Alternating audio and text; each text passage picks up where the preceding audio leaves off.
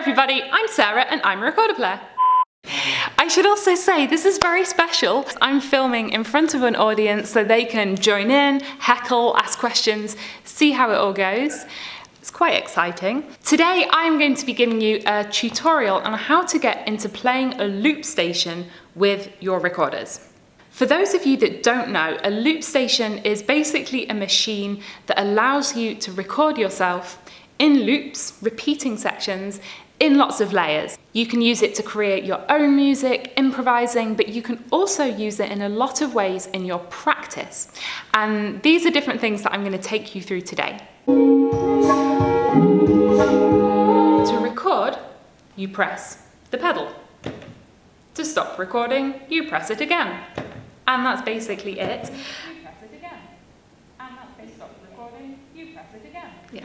To help you, there are two lights on the loop station, green and red. Green means it's playing back, red means it's recording.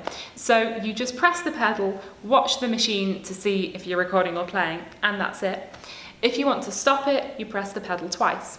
The first loop that you record determines the length of the loop for all of the layers that come after it. Let's give it a go. 1, 2, 3, 4. 1, 2, 3. 4, 5, 1, 6, 2, 7, 3, 8, 4, 5, 1, 6, 2, 7, 3, 8, 4, 5, 1, 6, 2, 7, 3, 8, 4, 5, 1, 6, 2, 7, 3, 8, 4, 5, 1, 6, 2, 7, 3, 8, 4, 5, 1, 6, 2, 7, 3, 8, 4, 1, 6, 2, 7, 3, 8, 4, 1, 6, 2, 7,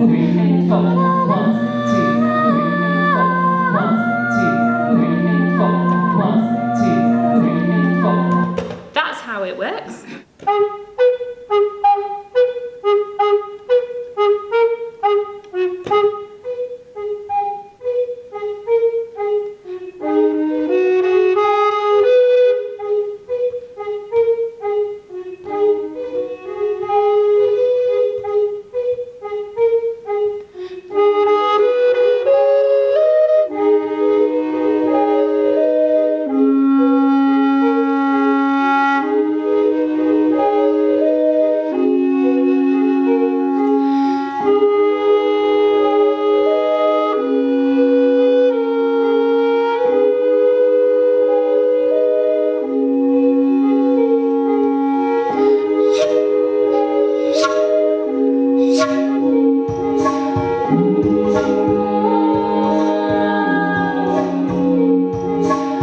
You'll notice that the loop station has two different channels, two different pedals.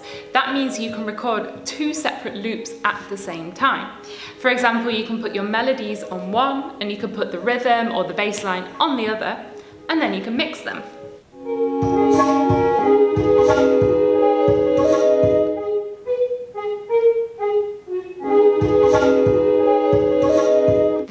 You have to be careful because you can't get rid of just one layer. Once you've recorded a layer onto the whole thing, it stays there. So I would recommend stopping in between the loops, practicing what you're about to record, and then recording it when you're ready. 1, 2, 3, 4, 5. 1, 2, 3, 4, 5. 1, 2, 3, 4, 5. 1, 2, 3, 4, 5. 1, 2, 3, 4, 5. 1, 2, 3, 4, 5. 1, 2, 3, 4, 5. 1, 2, 3, 4, 5. So, as you can see, it's a lot of fun to get into the loop station, and that was the end of my sentence. A quick word about how the loop station is set up. You can probably see some cables snaking over the floor, and you're thinking, oh my god, that looks a little bit complicated.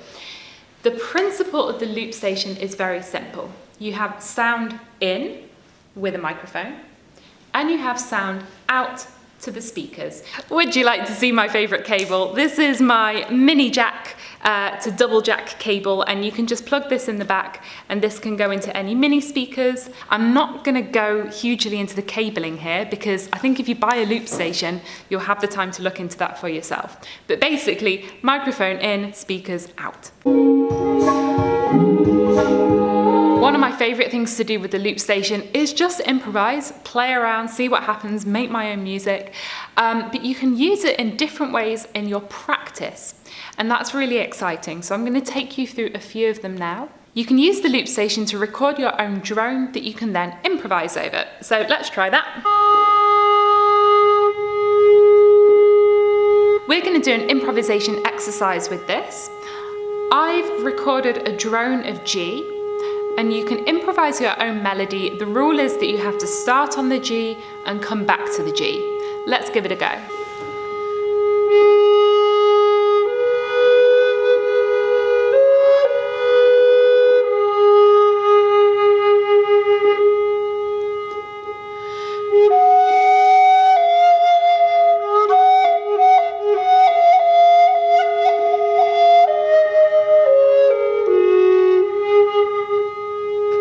Because you know where you're starting and ending, it makes it a lot easier to get started. And when you're doing this, I really want you to be listening. Are those notes consonant or dissonant? Do they fit with the G or are they clashing against it? And I want you to enjoy that. You might have been wondering, what are those numbers in the middle of the loop station? Well, those numbers go up to 99, and you can actually record 99 different tracks and swap between them while you're playing. I'm going to demonstrate this with 2 drones. I've recorded a drone on a G and a drone on an F, and I'm going to swap between them while I'm improvising.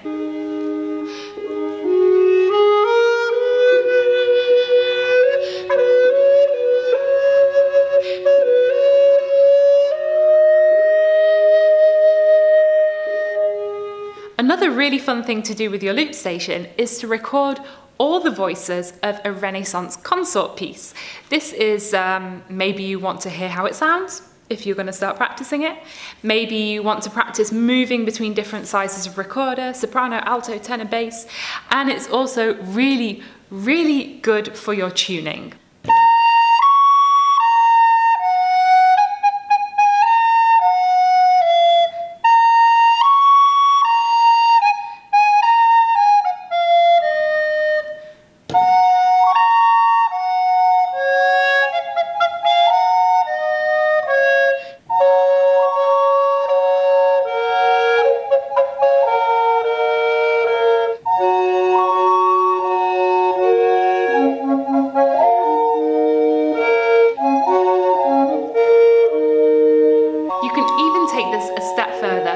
Use this as a backing track to practice your improvisation or your Renaissance diminutions. Why not?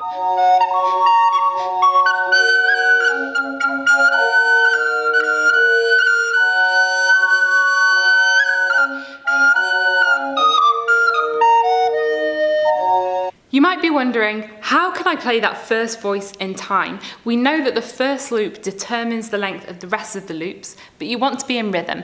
Never fear, the loop station has a built-in metronome. Over here, there's a whole section that says rhythm. If you press rhythm on off, you're gonna hear a metronome.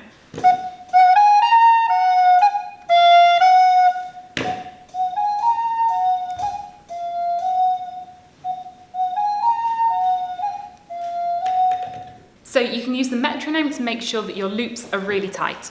You can make the length of the loops as long as you want. It doesn't have to be 8 beats. What I like to do is use it to practice my baroque pieces by recording the bass line.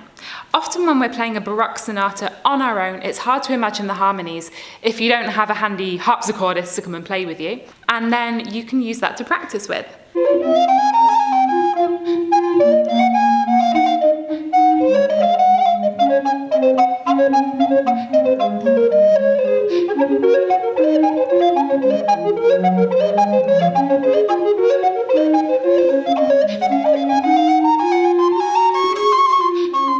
The only thing with the loop station is you can't stop and carry on from where you stopped. You have to start again from the beginning, but it's a really good exercise in stamina. So I've shown you how you can create your own improvisations and how you can use the loop station for practice. I just want to say this particular loop station has 99 tracks, 2 different channels, all these effects, but not all loop stations are the same. Some are a lot more simple, but they all work on the basic principle on press to record, press to stop recording. So your specific loop station might have a few different functions. This is what I have. By the way, it's called the Boss RC30 dual track looper. All the information is in the description. As always, you can subscribe to Team Recorder by clicking on my face down here in the corner. Over here is a link to the Team Recorder web shop where you can order my debut album, which is full of loops. In the description is a link to the Team Recorder Patreon where you can choose to support the channel. And here's last week's video. Thanks everyone for watching and have a great day. Bye!